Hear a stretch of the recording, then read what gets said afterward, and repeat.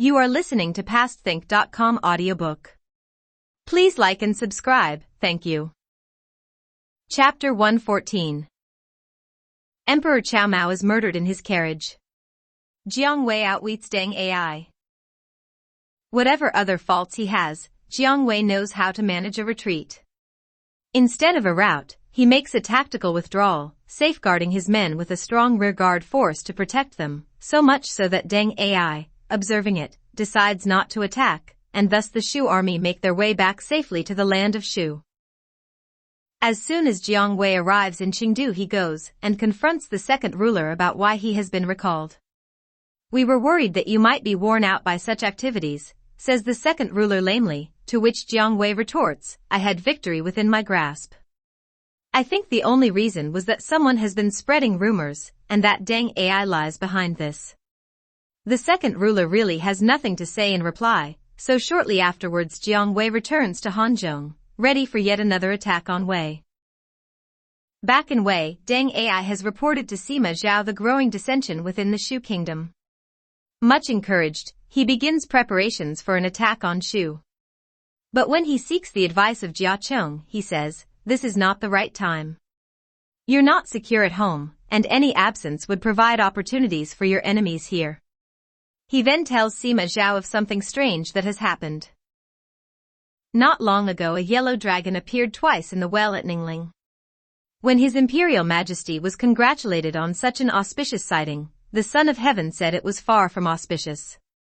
For if the dragon symbolizes the ruler, this dragon is not in heaven, nor in the fields, but is trapped underground in a well. This means imprisonment. In response the ruler wrote this poem, which is, to put not too fine a point on it, about you, sir. The dragon is besieged. Unable to dance upon the waters. Unable to soar to the Milky Way. Unable to prance upon the fields. Down in the dank well is he. Slimy creatures his only companions. His mighty mouth shut, claws shielded. Ah, is this not me of whom I speak?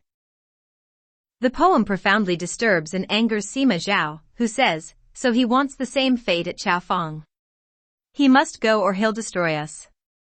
Just say the word, replies Jiacheng, and it will be done. It is summertime AD 260. Sima Zhao goes immediately to the imperial palace.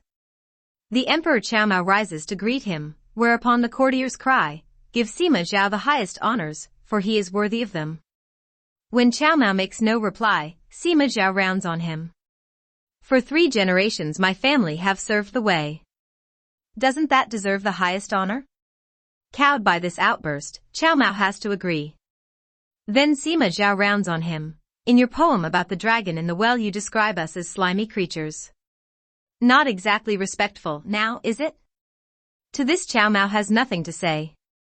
Sima Zhao, having cast a chill over the whole court, turns and leaves. In despair Cao Mao retreats to his inner chambers and summons senior officials Wang Shen, Wang Jing and Wang Yi. It's obvious that Sima Zhao intends to seize the throne.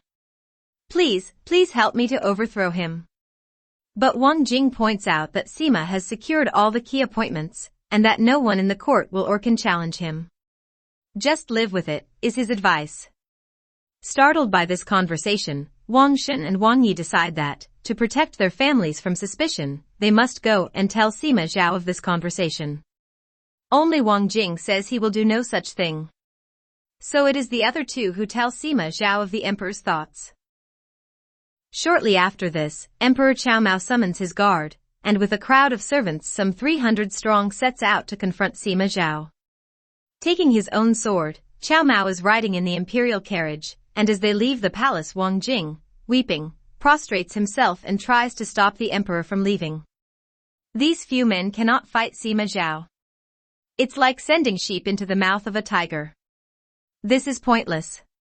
But Cao Mao will not be deterred. "We're moving out. Get out of my way," he says, and the procession turns out of the palace gate. In the street he is confronted by an armed Jiacheng on horseback, with Cheng Ji and Cheng Zhu in attendance, followed by many thousands of armed troops. Emperor Cao Mao shouts above the noise, "This is the Son of Heaven. Do you intend to murder your rightful ruler? Jiacheng then turns to Cheng Ji. This is why you have been retained by Sima Zhao, and at this command Cheng Ji shifts his halberd and asks, dead, or as a prisoner? Dead, by order of Sima Zhao, replies Jiacheng. Then Cheng Ji charges. Chao Mao cries out aloud, you traitor, how dare you, but these are his last words. Cheng Ji's halberd stabs him in the chest. Chao Mao struggles out of the carriage, only to be struck again in the back. Dead, he falls down beside the carriage. All his guard flee. Only Wang Jing cries out in outrage, and he is seized and bound while a report is sent to Sima Zhao. When Sima Zhao comes to the scene of the murder, he pretends to be truly upset. Later he summons the officials of the court and asks what should be done. How do we punish those who have done this, he asks. Chen Tai, dressed in mourning clothes, says, kill Jiacheng. That will at least feel like some sort of apology to the country. Is there not a lesser punishment, asks Sima Zhao, to which Chen Tai replies that actually he has worse punishments in mind. The real traitor is Cheng Ji.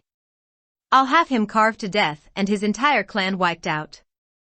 Horrified at this turn of events, Cheng Ji cries out, I was simply following your orders given by Jiacheng.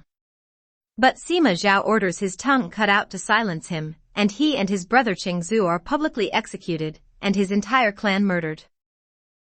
As a poet has said, that year, Sima Zhao ordered Jiacheng, kill the emperor. Cheng Ji paid for this crime, he and his clan. But we all know who the real criminal was. Likewise, Wang Jing and his entire family were executed. After the formal burial of Chao Mao, Sima Zhao chooses another distant relative of the august Emperor Cao Cao to take the throne.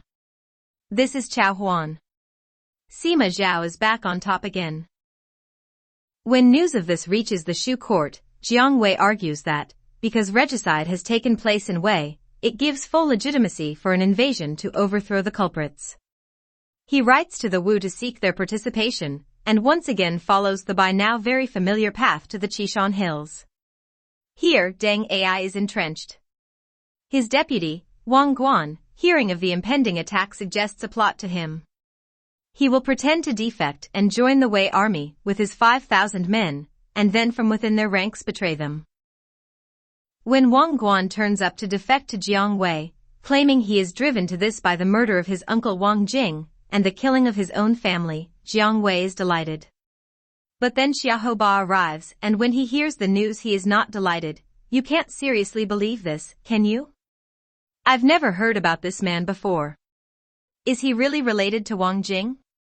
But Jiang Wei laughs and confesses that he hasn't been fooled for a moment, but is going to fight fire with its own fire.